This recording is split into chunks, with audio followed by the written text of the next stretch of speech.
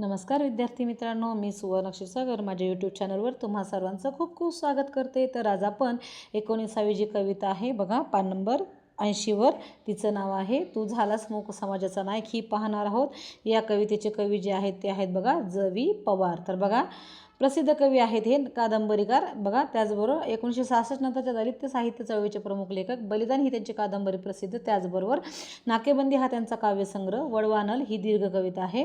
त्याचबरोबर उच्छवास, युगंधराचे अस्तित्वाच्या रेषा, सूर्यपुत्र, भैयासाहेब आंबेडकर ही संपादने त्यांची प्रसिद्ध। त्याचबरोबर आंबेडकरोत्तर आंबेडकरी चळवळ हा राजकीय विश्लेषणाच्या स्वरूपाचा लेखसंग्रह इत्यादी त्यांचे लेखन प्रसिद्ध आहे। ठीक आहे, अशा प्रकारचं बघा 1966 नंतरच्या ज्या पण दलित चळवळी झाल्या तर त्यातले हे प्रमुख लेखक होत। ठीक आहे, त्याच्यानंतर पाहूया बघा, डॉक्टर आंबेडकर यांनी महाड येथील 14 तळाचा जो सत्याग्रह केला त्या घटनेला 50 वर्ष पूर्ण झाल्याच्या निमित्ताने डॉक्टर बाबासाहेब आंबेडकर यांचा गौरव केला आहे। डॉक्टर बाबासाहेब आंबेडकर यांनी रूढ सामाजिक परंपरा नाकारून नव्या समाजाची जडणघडण केली, अशा या समाजाच्या नायकाला कवितेतून विनम्र अभिवादन केले आहे। डॉक्टर आंबेडकरांच्या कर्तृत्वाचे वर्णन या कवितेत करण्यात आले आहे। बघा आता ही जी कविता आहे ज.वी. पवार यांनी लिहिलेली, आंबेडकरांविषयी लिहिलेली बघा। तर आंबेडकरांनी बघा हे जे आंबेडकरांचा गौरव करण्यात आलेला होता कशाच्या निमित्ताने, त्यांनी जो सत्याग्रह केला महाडचा, तर त्याच्या निमित्ताने जो त्यांचा सत्कार करण्यात आला त्याला बघा, तर 50 वर्ष पूर्ण झाली म्हणून त्यांचा सत्कार करण्यात आला, त्यावेळी त्यांनी ही कविता लिहिलेली बघा। डॉक्टर आंबेडकर यांनी काय केलं तर बघा, सामाजिक रूढी परंपरा नाकारून नव्या समाजाची त्यांनी जडणघडण केली होती। बघा आंबेडकरांचं कार्य खूप महान आहे बघा, महामानव म्हणतात यांना, आहे की नाही। मानव आणि महामानव, आहे की नाही। मानव सर्वसाधारण तुम्ही आम्ही, पण महामानव का म्हणतात की बघा म्हणजे अशक्य गोष्टी त्यांनी शक्य करून दाखवल्या। तो काळ, त्या काळी बघितलं तर इतक्या भयानक गोष्टी होत्या सगळ्या की, पण त्या सर्व झुगारून त्यांनी नवीन समाजाची जडणघडण केली होती आणि अशा या समाजाचा नायक म्हणून त्यांना समजला जातो, जो समाज मूक समाज असं बघा भारताचं संविधान त्यांनी लिहिलेलं। तर बघा आता या कवितेला आपण प्रत्यक्ष सुरुवात करूया। तर काय सांगितलेलं बघा कवितेमध्ये, पहिल्या कडव्यामध्ये बघूयात बघा। तू बघा इथे सांगितलं आहे, आता एक विषय असतो बघा, काय असतं ना की इथं जे सांगितलं आहे बघा, बघा तू निघालास तेव्हा काळोखाचं राज्य होतं, सूर्यफुलांनी पाठ फिरवली होती, मळवाटेने जायचे नकारलेस तेव्हा खाच खळग्यांनी तुझे स्वागत केले। बघा आता काय असतं ना, मी बऱ्याच वेळेस सांगते बघा ना, पाणी ज्या दिशेने वाहते त्या दिशेने पोहायचं तर ठीक आहे, ते सोपं असतं, पण पाणी ज्या दिशेने वाहते त्याच्या विरुद्ध दिशेने पोहणं कठीण काम असतं बघा। आता इथं असं सांगितलं होतं की ज्या दिशेने आंबेडकर निघालेस, बघा तू निघालेस तेव्हा काय होतं, काळोखाचं राज्य होतं, सगळीकडे काळोख होता, अंधार होता। काळोख म्हणजे काय, अंधार, खूप भयानक म्हणजे अंधार होता, खूप मोठा काळोख। बघा जेव्हा निघाले तेव्हा सूर्यफुलांनी पाठ फिरवली होती। सूर्यफूल काय करतात बघा, सूर्य उगवल्यावर ते सूर्याच्या दिशेने येतात, त्यांचं तोंड असतं आणि सूर्य मावळल्यावर ते काय करतात, त्यांच्या मानाखाली झुकतात। मग आता साहजिकच होतं, हे काळोखाच्या वाटेने चालले होते म्हणून काय केलं तर सूर्यफुलांनी काय केलं तर त्यांच्या विरोधात पाठ फिरवलेली होती। आलं लक्षात। त्याच्यानंतर बघा म्हणजे लक्षात घ्या काय सांगितले नाही की चाललेत ज्या रस्त्याने, काळोखाचा रस्ता आहे आणि जी सूर्यफुलं उगवते त्या सूर्याला नमस्कार करतात, सूर्याच्या दिशेने स्वतःचं तोंड करून असतात दिवसभर, पण त्या सूर्यफुलांनी सुद्धा काय केलं तर पाठ फिरवलेली होती। त्याच्यानंतर सांगतात मळवाटेने जायचे नाकारलेस तेव्हा। मळवाट म्हणजे काय बघा, इथं सांगितले मळवाट म्हणजे पारंपरिक वाट, आलं लक्षात। जी नेहमी तुम्ही जाता ती पारंपरिक वाट, त्याला काय म्हणायचं, मळवाट म्हणायचं, आलं लक्षात। म्हणजे नेहमीची वाट पारंपरिक वाट। त्याच्यानंतर बघा खाच खळग्यांनी तुझे स्वागत केले। आता त्यांनी जो पहिल्यापासूनचा रस्ता आहे मळवाट, बघा आता म्हणजे ना त्यांच्या जुन्या समाजाने ते स्वीकारलं, इकडे जायचं नाही, हे पाणी प्यायचं नाही, किंवा गावात इकडे तिकडं मंदिरांमध्ये प्रवेश करायचा नाही, ह्या सगळ्या गोष्टी ज्या जुन्या होत्या त्याच रूढी परंपरेने चालणं ती झाली मळवाट, आलं लक्षात। आणि त्याच्या ते झुगारून सगळं नवीन काहीतरी स्वतःचं एक अस्तित्व तयार करणं ती झाली काय बघा नवीन वाट, आलं लक्षात। मग आता बघा तुम्ही लक्षात घ्या, आपण नेहमीच्याच वाटेवरून चाललं तर सोपं जातं जायला, पण दुसऱ्या नवीन वाट तयार करून जाणं म्हणजे अवघड असतं, है की नाही। आंबेडकरांनी ते काम केलं होतं। तर बघा त्या वाटेमध्ये काय होतं बघा, खाच खळग्यांनी तुझे स्वागत केले। खाच खळगे म्हणजे काय, अडीअडचणी समस्या, खूप मोठ्या समस्या होत्या बघा. म्हणजे त्यांचं समाजात आपण पाहिलं, जो बहिष्कृत समाज म्हटला जातो किंवा बघा अस्पृश्य, त्यांना खूप मोठ्या प्रमाणात दुःख यातना होत्या, तर अन्याय होत होता मोठ्या प्रमाणात त्यांच्यावर. म्हणजे त्या रस्त्याने बघा, मग ह्यांनी आंबेडकरांनी त्या रस्त्याने जायचं नाही असं ठरवलं आणि ते काय केले, दुसऱ्या रस्त्याने त्यांनी वाट निवडली दुसरी. पण तिथं काय होतं, खूप खास खळगे होते, म्हणजे खूप संकटांचा त्यांना सामना करावा लागला होता. म्हणून तर महामानव झाले ते, आहे की नाही.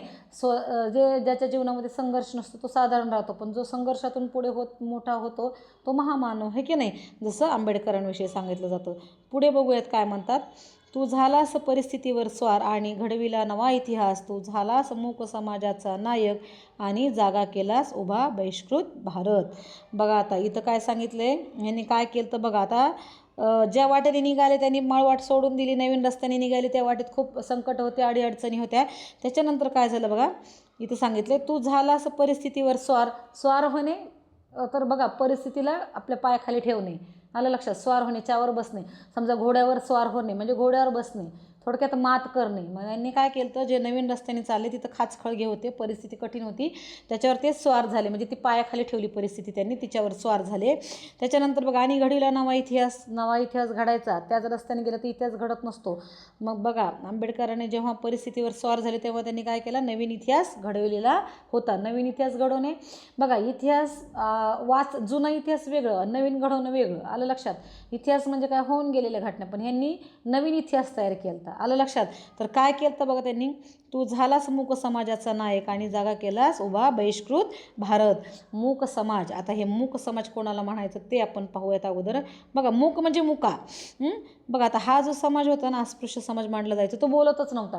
म्हणजे जे अन्याय अत्याचार सवर्णे यांकडून यांच्यावर होत होते ते मूकपणे निमूटपणे सहन करणं, त्याच्या विरोधात आवाज न उठवणं, तर याला म्हणायचं मूक. तर अशा प्रकारचा हा मूक समाज होता. तर त्यांचे हे कोण झाले, नायक झाले. म्हणजे कोण झाले, लीडर किंवा पुढारी, सगळ्यात पुढे हे त्यांचे हे नायक बनले, आलं लक्षात, हिरो.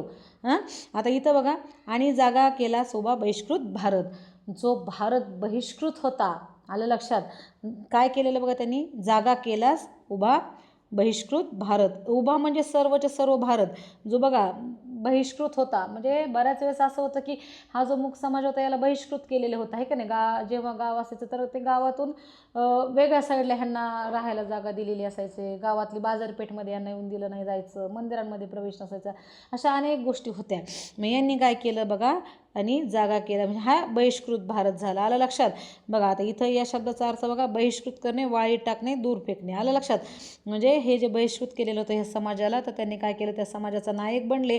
आणि कशाप्रकारे इतिहास घडवला ते आपल्याला पुढं पाहायचं आहे. बघा इथपर्यंत ह्या दोन जे आहेत कडवे तुम्हाला समजलेत. पहिल्या कडव्यामध्ये आपण काय पाहिलं, जेव्हा आंबेडकर निघाले काळोखाचा रस्ता होता, त्याच्यानंतर त्यांनी काय केलं तर सूर्यफुलांनी पाटा फिरवल्या होत्या बघा. त्याच्यानंतर ते ज्या पारंपरिक रस्ता त्यांनी नाकारला होता आणि नवीन रस्त्याने ते निघाले. साहजिकच नवीन रस्ता असल्यामुळे अडीअडचणी जास्त होत्या. त्याच्यानंतर त्यांनी त्याच्यावर मात केली, त्याच्यावर स्वार झाले, नवीन इतिहास घडवला आणि हा जो मूक समाज होता याचा ते नायक झाले. आणि त्यांनी नवीन बहिष्कृत भारत जो होता तो काय केलं, जागा केला होता, आलं लक्षात. बघा एक गोष्ट असते, झोपलेल्याला जागा करता येतं. नाटक घेतलेलं ज्यांनी झोपेचं सोंग घेतलं, नाटक घेतले, त्याला जागा करता येत नाही, आलं लक्षात. आता इथं काय केलं, अख्खा भारत जो बहिष्कृत होता ते त्यांनी काय केलं तर जागा केलं, आलं लक्षात. काय असतं ना, असं आंबेडकरांचं एक वाक्य बघा, अन्याय करणाऱ्यापेक्षा सहन करणारा जास्त काय दोषी असतो, है की नाही. मग हे मूक समाज होता, अन्याय निमूटपणे सहन करायचा, आलं लक्षात. मग ह्यांचे नायक कोण बनले, आंबेडकर बनले. ठीक आहे, तिसरा उतारा बघूयात. बघा काय सांगितले, तू फुंकलेस रणशिंग अगाध ज्ञानाच्या बळावर, तू तोडल्यास गुलामांच्या पायातले बेड्या आणि केले सोबे 14 तळ्याच्या काठावर, युद्धात जवानांना उभे करावे तसे. बघा आता इथं काय सांगितले, आंबेडकरांनी काय केलं बघा, की तू फुंकले रणशिंग अगाध ज्ञानाच्या बळावर, तुम्हाला काहीतरी वेगळं करायचं आहे, जुनी पायवाट सोडून नवीन वाटेला द्यायचं, इतिहास रचायचा आहे, त्याच्यासाठी तुमच्याकडे ज्ञान पाहिजे. बघा अगाध ज्ञान होतं आंबेडकरांकडे, म्हणून तर एवढं संविधान लिहिलं. सोपं आहे का एवढं संविधान लिहिलं, सगळ्यात भारी आपलं संविधान आहे. मग हे संविधान लिहिण्याचं काम आंबेडकरांनी केलेलं बघा. आता इथं सांगितले, रणशिंग म्हणजे काय बघा, एक वाद्य असतं बघा. युद्धाच्या सुरुवातीला सगळे योद्धे जमा करायला, सैनिकांना बोलवायला एक धातूचं वाद्य असतं, तुतारी टाईप समजा, तर ते वाजवलं की सगळेजण एका जागी येतात किंवा काहीतरी आपल्यासाठी संदेश आहे असं सगळ्यांना समजतं. मग यांनी काय केलं, रणशिंग फुंकलं, म्हणजे चला ते कशाच्या जोर, सगळ्यांना जमा करण्यासाठी, सगळ्यांचा उद्धार उद्धार करण्यासाठी सगळ्यांना या बहिष्कृत समाजाला सगळ्यांच्या सोबत प्रवाहात आणण्यासाठी यांनी रणशिंग फुंकलं होतं. तर ते ज्ञानाच्या बळावर, म्हणजे तुमच्याकडं ज्ञान ही अशी संपत्ती आहे जी कोणी चोरून नेत नाही. आलं लक्षात? म्हणजे तुमच्याकडं जर ज्ञान असेल तर तुम्ही जगातले कुठल्याही संकटावर सहजपणे मात करू शकता. तर ते त्यांच्याकडं तर काय होतं, अगाध ज्ञान होतं. आलं लक्षात? अगाध म्हणजे खूप मोठं ज्ञान. त्याच्यानंतर तू तोडल्यास गुलामांच्या पायातल्या बेड्या. आता हे बेड्या तोडायचं काम कोणी केलं तर आंबेडकरांनी. गुलाम म्हणजे काय, हे हा जो बहिष्कृत समाज होता, मी पहिले सांगितलं की ह्यांना पानवठा असेल यांचा किंवा यांचा राहण्याच्या जागा असतील, हे सगळं वेगळं दिलं तर सेपरेट गावाच्या बाहेर असायचं. तर तिथं मग यांनी काय केलं तर बघा, ह्या गुलामांच्या पायातल्या बेड्या तोडण्याचं काम आंबेडकरांनी केलं होतं. म्हणजे त्याची जाणीव करून दिली ती त्यांना. बेड्या तोडल्याशिवाय त्यांना थोडीच पळता येत. बघा, तुमच्या पायात जर आपल्या पायात बेडी टाकली तर आपल्याला पळता येतं का नाही? पायातली बेडी काढली का आपण पळू शकतो. म्हणजे ह्यांच्या पायात ज्या गुलामीच्या बेड्या होत्या ते त्यांनी तोडल्या होत्या. त्याच्यानंतर असं सांगितलं, आणि केले सोबे 14 तळ्याच्या काठावर युद्धात जवानांना उभे करावे तसे. आता हे जो मूक समाज होता याला काय की यांच्या पायात जे बेड्या होत्या त्या तोडल्या, म्हणजे तिकडं जाऊ शकत नव्हते 14 तळ्याकडं. तर तिथं त्यांनी सांगितलं की काय, तुम्ही चला, तुम्ही जाऊ शकतात, हे करू शकतात. आणि हे सगळं सांगितल्यामुळे काय केलं, सैनिकांप्रमाणे त्यांनी त्या जे लोक होते, मूक समाज होता, त्यांना तिथं उभं 14 तळ्याच्या काठावर उभं केलेलं होतं. तर बघा, आता 14 तळ्याविषयी सांगताना असं सांगितलं जातं बघा की महाड 14 तळ्याचा जो सत्याग्रह होता 20 मार्च 1927ला हा झालेला होता त्या आंबेडकरांच्या नेतृत्वाखाली. आणि रायगड जिल्ह्यातील महाड इथं जे दलित लोक होते बघा, तर त्यांनी सार्वजनिक तळ्याचे पाणी पिण्याचा हक्क मिळवून देण्याचं काम आंबेडकरांनी केलं होतं. हा लढा ऐतिहासिक ओळखला जातो बघा. आणि हे जे गाव आहे ऐतिहासिक बघा, हा तलाव कुठं आहे बघा, महाड शहरातील बघा, रायगड जिल्ह्यातील महाड शहरामध्ये आहे हा. तर 14 तळ्याचा सत्याग्रह जो आहे इतिहास प्रसिद्ध आहे बघा. आता आंबेडकरांनी बघा तो हा जो सत्याग्रह झाला त्याला महाडचा सत्याग्रह सुद्धा म्हणतात, कारण तो जे रायगड जिल्ह्यातील महाड गाव आहे तिथं झालेला होता शहरात, म्हणून त्याला महाडचा सत्याग्रह म्हणतात. आणखी एक सांगितलं जातं बघा, आंबेडकरांनी असं सांगितलं होतं, तिथं सत्याग्रहाच्या तिथं गेले बघा, त्या 14 तळ्याच्या तिथं जवानांना त्यांनी उभं केलं. तर बरं, जवान म्हणजे कोण, हे मूक समाज होता. हे जवान जसे युद्ध लढण्यासाठी जवान जावेत तसं ह्या लोकांना तिथं नेलं. तर सगळ्यांना मूक समाजाला, चला आपल्याला युद्ध लढायचे, आपल्या हक्काचं पाणी, तर आपल्याला हे पिण्याचे, ह्या पाण्यावर आपलासुद्धा हक्क आहे. आता लक्षात घ्या, इथं कशामुळं आंबेडकरांनी हेही सांगितलं होतं की हे पाणी पिलं नाही म्हणजे आपण मरतो असंही नाही, किंवा हे पाणी पितो म्हणून आपण अमर होणार आहेत असंही नाही.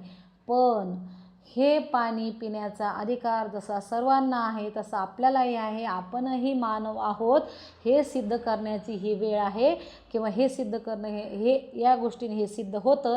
म्हणून आंबेडकरांनी काय केलं तर बघा, इथं सगळ्यांना अगदी युद्धाला जसे जवान जावे तसं 14 तळ्याच्या काठी हे जे सर्व मूक समाजाचे जवान होते यांना नेलेलं होतं. ठीक आहे. त्याच्यानंतर पुढं बघूयात काय सांगितलेले बघा. तुझे शब्द जसे की महाकाव्य तुझ्या पायाजवळ गळून पडावीत, तुझा संघर्ष असा की काठ्यांच्या संगिनी व्हाव्यात, तुझ्या डरकाळीने हादरलं आकाश, डळमळली पृथ्वी, आणि बघता बघता 14 तळ्याला आग लागली. बघा, अतिशय म्हणजे वर्णन कसं केलं बघा. इथं खूप अशक्य गोष्ट होती ना, म्हणजे एवढं सोपं नव्हतं बघा. बघा, आता आंबेडकरांचे शब्द कसे कसे होते, महाकाव्य. म्हणजे इथं आंबेडकरांच्या शब्दांना महाकाव्याची उपमा दिली. नुसतं काव्य नाही तर महाकाव्य. या महामानवाच्या तोंडातून एक शब्द निघावा आणि ते महाकाव्य बनावं, इतका महान याचा शब्द होता. एवढा अगाध ज्ञान आंबेडकरांकडे होतं. त्याच्यानंतर असं सांगितलं आहे बघा की त्याच्यामुळे बघा, ही जी महाकाव्य जेव्हा आंबेडकरांचा शब्द निघायचा तेव्हा ही महाकाव्य गळून पडावीत. म्हणजे ही सुद्धा त्यांच्या आंबेडकरांचं जे ज्ञान आहे, त्यांचं जे काव्य आहे त्याच्या पुढं शुल्लक होती ही महाकाव्यसुद्धा त्यांच्या शब्दांपुढं आंबेडकरांच्या. आलं लक्षात? शब्द किती बघा, किती थोडेफार शब्द, महाकाव्य खूप मोठं असतं, तर महाकाव्याच्या पुढं सुद्धा यांचे बघा शब्द थोर होते. तर पहा, आता इथं असं सांगितलं जातं की जी महाकाव्य आहेत बघा, तर ती म्हणजे ज्यांच्या शब्दांपुढे आंबेडकरांच्या त्यांच्या पायाजवळ ती गळून पडावीत एवढे आंबेडकर यांचे शब्द महान असं इथं वर्णन केलेलं आहे. त्याच्यानंतर असं सांगितलं त्यांचा संघर्ष बघा असा की काठ्यांच्या संगिनी व्हाव्यात. संगिनी बघा, आता म्हणजे संगिनी म्हणजे सोबती, म्हणजे काठ्या बघा सोबत याव्यात. काठ्या संगिनी सतत सोबत राहणारी साथी असं संगिनी. तर म्हणजे काठ्या, त्यांचा संघर्ष एवढा की काठ्यांनी सुद्धा यांच्यासोबत राहावं एवढं ह्यांचा काय संघर्ष बलाढ्य असं इथं वर्णन केलेलं आहे, लक्षात घ्या. त्याच्यानंतर असं सांगितलं आहे बघा, तुझ्या डरकाळीने हादरला आकाश, डचमळली पृथ्वी. आता बघा, एवढी डरकाळी ही ज्ञानाच्या जोरावर, अगाध ज्ञानाच्या बळावर आंबेडकरांनी एवढी डरकाळी मारली होती, फोडली होती. डरकाळी बघा, असं आपण बघतो वाघ सिंहाच्या डरकाळ्या असतात, म्हणजे एक असा आवाज, किती आवाजाने काय होतं, सगळं वातावरण हादरून जातं. आता आकाश हादरलं आणि पृथ्वी डचमळली, म्हणजे पृथ्वीसुद्धा हलली आणि आकाशापर्यंत तो आवाज केला. अशा प्रकारची डरकाळी, अशा प्रकारचा आवाज ज्ञानाच्या जोरावर, बळावर आंबेडकरांनी केलेला होता. आलं लक्षात? आणि बघता बघता चवदार तळ्याला आग लागली. हे सर्व करत असताना काय झालं, हे जे चवदार तळ्याचं पाणी शांत होतं तर त्याला काय झालं, आग लागली.